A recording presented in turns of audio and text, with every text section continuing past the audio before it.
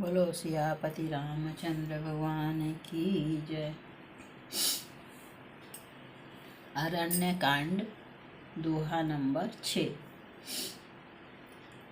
कलिमल समन दमन मन राम सुजस सुख मूल सादर सुनहि जितिन पर राम रहै अनुकूल। सियावर रामचंद्र पद जय शरणम शंकर हरि ओम जय जय सिया राम। मंगल भवन अमंगल हारी प्रभो दशरथ अजर बिहारी। श्री राम जय जय राम। श्री राम जय जय राम। श्री रामचंद्र जी का सुंदर यश कलयुग के पापों का नाश करने वाला, मन को दमन करने वाला और सुख का मूल है। जो लोग इसे आदर पूर्वक सुनते हैं उन पर श्री राम जी प्रसन्न रहते हैं। सोपान। कठिन काल मल कोश धर्म न ज्ञान न जोग जप परिहरि सकल भरोस राम ही भजहि ते चतुर नर। सियावर रामचंद्र की जय। यह कठिन कलिकाल पापों का खजाना है।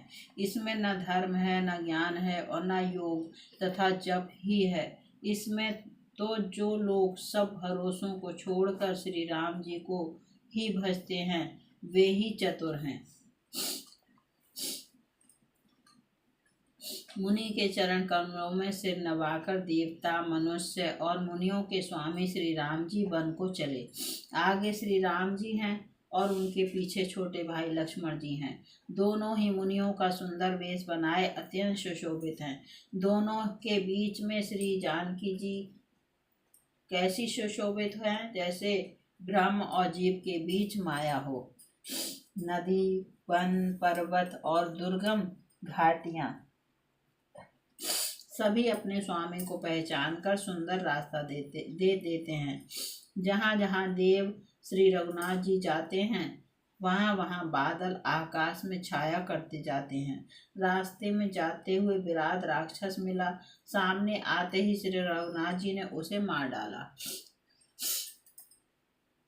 श्री राम जी के हाथ से मरते ही उसने तुरंत सुंदर दिव्य रूप प्राप्त कर लिया। दुखी देखकर प्रभु ने उसे अपने परम धाम को भेज दिया। फिर वे सुंदर छोटे भाई लक्ष्मण जी और सीता जी के साथ वहां आए जहां मुनि सरमंग जी थे। देखी राम मुख पंकज मुनि बर लोचन भृंग सादर पान करत अति धन्य जन्म सरभंग। सियावर रामचंद्र पत जय शरणम शंकर हरि ओम जय जय सिया राम। मंगल भवन अमंगल हारी प्रभो दशरथ अजर बिहारी। श्री राम जय राम। श्री राम जय जय राम। श्री रामचंद्र जी का मुख कमल देखकर मुनि श्रेष्ठ के नेत्र रूपी भौरे अत्यंत आदर पूर्वक उसका मकरंद रस पान कर रहे हैं। सरभंग जी का जन्म धन्य है। मुनि ने कहा, हे कृपालु रघुवीर, हे शंकर जी के मन रूपी मान सरोवर के राजहंस, सुनिए, मैं ब्रह्मलोक को जा रहा था। इतने में कानों से सुना कि श्री राम जी वन में आवेंगे। तब से मैं दिन रात आपकी राह देखता रहा हूँ। अब आज प्रभु को देखकर मेरी छाती शीतल हो गई। हे नाथ, मैं सब साधनों से हीन हूँ। आपने अपना दीन सेवक जानकर मुझ पर कृपा की है। हे देव, यह कुछ मुझ पर आपका एहसान नहीं है। हे भक्त मंचोर, ऐसा करके आपने अपने प्राण की ही रक्षा की है। अब इस दीन के कल्याण के लिए तब तक यहाँ ठहरिए जब तक मैं शरीर छोड़कर आपसे आपके धाम न मिलूं। योग यज्ञ जप तप जो कुछ व्रत आदि भी मुनि ने किया था सब प्रभु को समर्पण करके बदले में भक्ति का वरदान ले दिया। इस प्रकार दुर्लभ भक्ति प्राप्त करके फिर चिता रचकर मुनि सर्वंग जी हृदय से सब आसक्ति छोड़कर उस पर जा बैठे। सीता अनुज समेत प्रभु नील जलद तनु श्याम मम ही बसौ निरंतर सगन रूप श्री राम सियावर रामचंद्र पत जय शरणम शंकर हरि ओम जय जय सिया राम। मंगल भवन अमंगल हारी द्रबहो दशरथ अजर बिहारी। श्री राम जय जय राम, श्री राम जय जय राम। हे नीले मेघ के समान श्याम शरीर वाले सगुण रूप श्री राम जी, सीता जी और छोटे भाई लक्ष्मण जी सहित प्रभु आप निरंतर मेरे हृदय में निवास कीजिए। ऐसा कहकर सर्वंग जी ने योगाग्नि से अपने शरीर को जला डाला और श्री राम जी की कृपा से वे बैकुंठ को चले गए। मुनि भगवान में लीन इसलिए नहीं हुए कि उन्होंने पहले ही भेद भक्ति का वर ले लिया था। ऋषि समूह मुनि श्रेष्ठ सर्वंग जी की यह दुर्लभ गति देखकर अपने हृदय में विशेष रूप से सुखी हुए। समस्त मुनि वृंद श्री राम जी की स्तुति कर रहे हैं और कह रहे हैं, शरणागत हितकारी करुणाकंद करुणा के मूल प्रभु की जय हो। फिर श्री रघुनाथ जी आगे वन में चले। श्रेष्ठ मुनियों के बहुत से समूह उनके साथ हो लिए। हड्डियों का ढेर देखकर श्री रघुनाथ जी को बड़ी दया आई। उन्होंने मुनियों से पूछा। मुनियों ने कहा, हे स्वामी, आप सर्वदर्शी सर्वज्ञ और अंतर्यामी सबके हृदय की जानने वाले हैं। जानते हुए भी अनजान की तरह हमसे कैसे पूछ रहे हैं। राक्षसों के दलों ने सब मुनियों को खा डाला है। ये सब उन्हीं की हड्डियों के ढेर हैं। यह सुनते ही श्री रघुवीर के नेत्रों में जल छा गया। उनकी आंखों में करुणा के आंसू भर आए। निश्चरहीन करऊं मही भुज उठाई पनकीन, सकल मुनिन के आश्रम ही जाय जाय सुख दीन। सियावर रामचंद्र पत जय शरणम शंकर हरि ओम जय जय सिया राम। मंगल भवन अमंगल हारी द्रबहो दशरथ अजर बिहारी। श्री राम जय जय राम, श्री राम जय जय राम। श्री राम जी ने भुजा उठाकर प्रण किया कि मैं पृथ्वी को राक्षसों से रहित कर दूंगा। फिर समस्त मुनियों के आश्रमों में जा जाकर उनको दर्शन एवं संभाषण का सुख दिया। मुनि अगस्त जी के एक सुतीक्षण नामक सुजान ज्ञानी शिष्य थे। उनकी भगवान में प्रीति थी। वे मन वचन और कर्म से श्री राम जी के चरणों के सेवक थे। उन्हें स्वप्न में भी किसी दूसरे देवता का भरोसा नहीं था। उन्होंने जो ही प्रभु का आगमन कानों से सुन पाया, त्यों ही अनेक प्रकार के मनोरथ करते हुए वे आतुरता शीघ्रता से दौड़ चले। हे विधाता, क्या दीन बंधु श्री रघुनाथ जी मुझ जैसे दुष्ट पर भी दया करेंगे?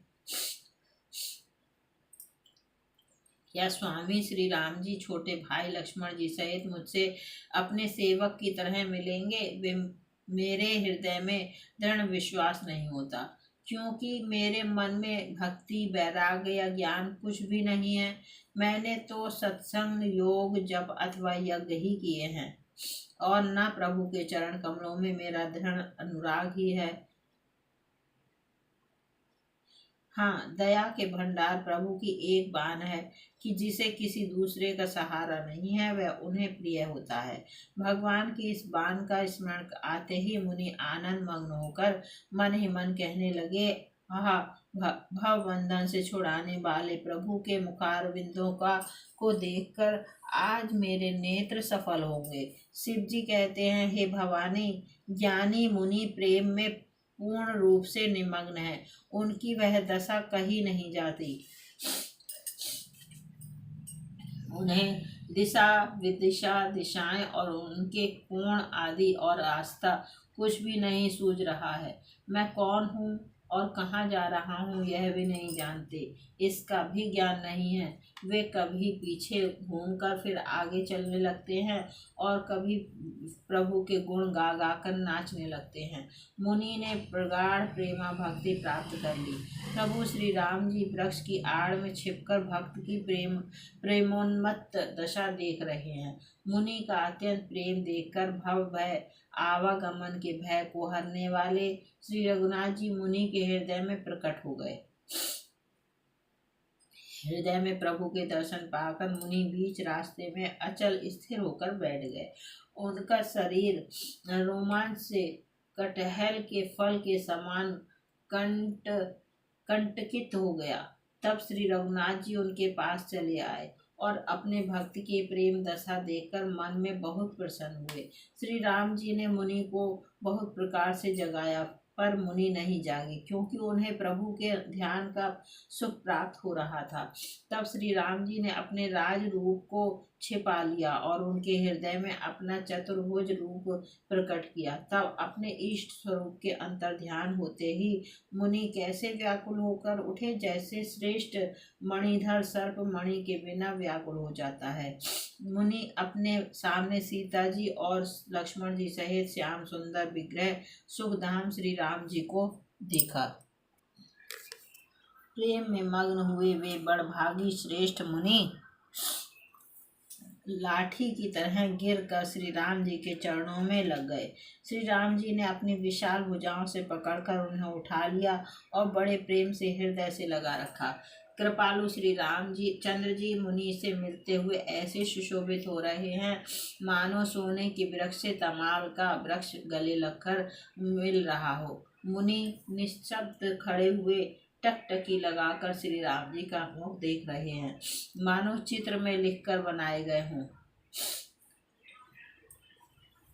तब मुनि हृदय धरी धीर धरी गही पद बारहि बार, निज आश्रम प्रभु आनि करी, पूजा विविध प्रकार, सियावर रामचंद्र पत जय शरणम, शंकर हरि ओम जय जय सिया राम, मंगल भवन अमंगल हारी, द्रुपहो दशरथ अजर बिहारी, श्री राम जय जय राम, श्री राम जय जय राम। तब मुनि ने हृदय में धीरज धरकर बार बार चरणों को स्पर्श किया, फिर प्रभु को अपने आश्रम में लाकर अनेक प्रकार से उनकी पूजा की। मुनि कहने लगे, हे प्रभु, मेरी विनती सुनिए, मैं किस प्रकार से आपकी स्तुति करूं। आपकी महिमा अपार है और मेरी बुद्धि अल्प है।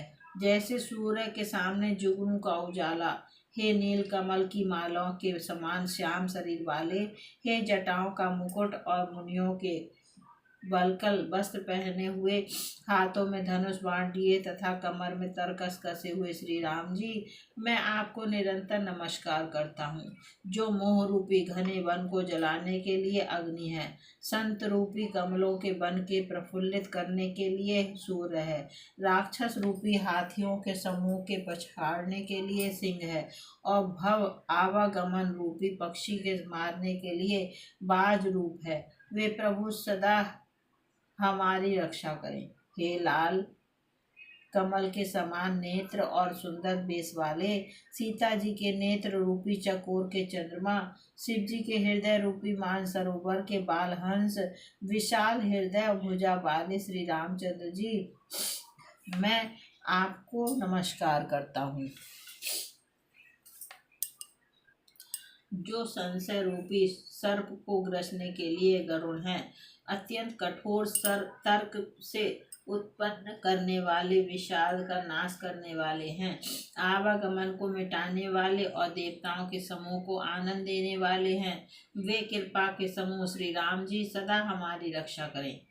हे निर्गुण सगुण विषम और समरूप, हे ज्ञान वाणी और इंद्रियों से अतीत, हे अनुपम निर्मल संपूर्ण दोष रहित, अनंत एवं पृथ्वी का भार उतारने वाले श्री रामचंद्र जी, मैं आपको नमस्कार करता हूँ।